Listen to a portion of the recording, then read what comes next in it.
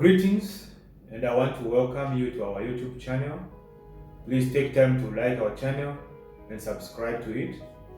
In this channel, we'll be covering all spectrum of lessons, starting from relationships, marriage, biblical studies, youth studies, so many great things that we have prepared for you. And this juncture, I want to talk to you about staying connected in a marriage relationship. The Bible says, a man will leave his parents and be joined to his wife, and the two shall become one. And then it says in the book of Mark chapter 10, verse 8, that the two are no longer two, but they are one. They become one. So that oneness must remain. That connection must be kept. The spark of your love should be kept aflame. Now, how do you stay connected? How do you keep that flame alive? You know, every relationship starts with a spark. People are so much in love. They want to talk on the phone forever. When they are apart, they will text, they will write SMSs, they will write WhatsApp messages, they will do all kinds of things. They will call. They will try by all means to stay connected. And then they will tell each other how much they love each other, how good the other person looks, how they desire their presence. And they can feel that they are in love. They know they are in love and they feel it that they are in love. But as years go by, that spark tends to die away. That connection tends to starts to shake. Now, how do you keep the spark going? A love relationship is like a bank account. What you deposit is what will reflect in your account. When you make a withdrawal, that too will reflect in your account. So if you don't make enough deposits in your relationship, that spark will go down. And the more you withdraw from it, the more you go towards the negative. And you don't want to get there in your relationship.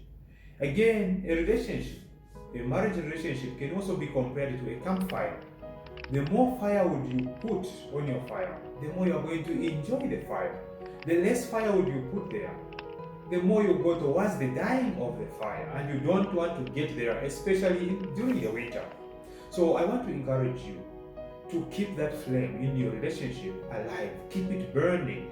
Remember, this is your relationship. It takes both of you to work intentionally to mending those gaps that may exist. And for those of you who have no gaps, please, I urge you to keep your fire burning. Now, how do you keep that fire burning?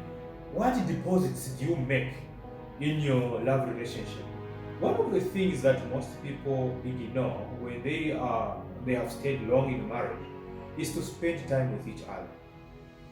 Time is very important. How much time are you willing to deposit in your love relationship?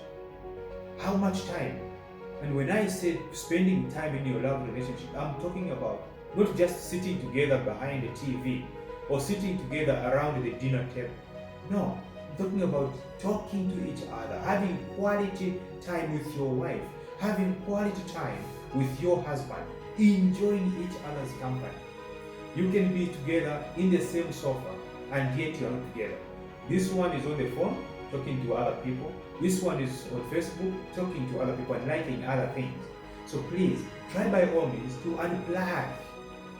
Spend some time together without these gadgets that we have these days, so that you keep your love flame alive. And how much do you deposit in each other's emotions? How do you invest in the emotions of your friend? Do you care about how your wife feels? Do you care about how your husband feels? If you don't care, then you are withdrawing from that account.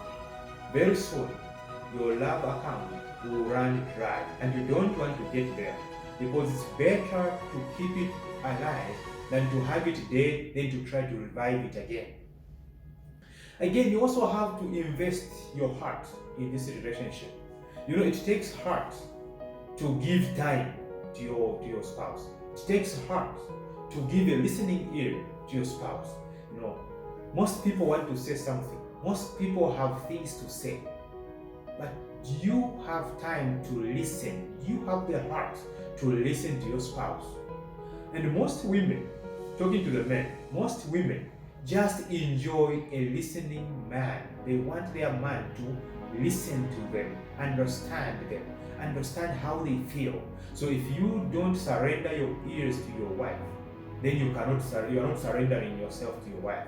Surrender your heart to your wife and your ears will just follow. How much are you willing to tell your spouse the truth in a loving way, without raising your voice, without looking down upon him or her, without comparing your spouse to another person? Never ever compare your wife or your husband to other people. That destroys your relationship. That is an ingredient for destruction. And that kills the spark that is in your relationship. And finally, I want to urge you to go back to the beginning. Remember where you're coming from in your relationship. How was it? How warm was it? Or how hot was it? Because in most cases, when you are starting your relationship, it's actually on fire. Go back to that fiery time. Take your relationship back to the beginning, and you'll never go wrong. Love your wife the way you loved her when you loved her when she was your girlfriend. Love your husband the way you loved him when he was your boyfriend. That crush that you had for him, that crush that you had for her, keep it alive. Go back to it. Thank you so very much. Look out for our next video.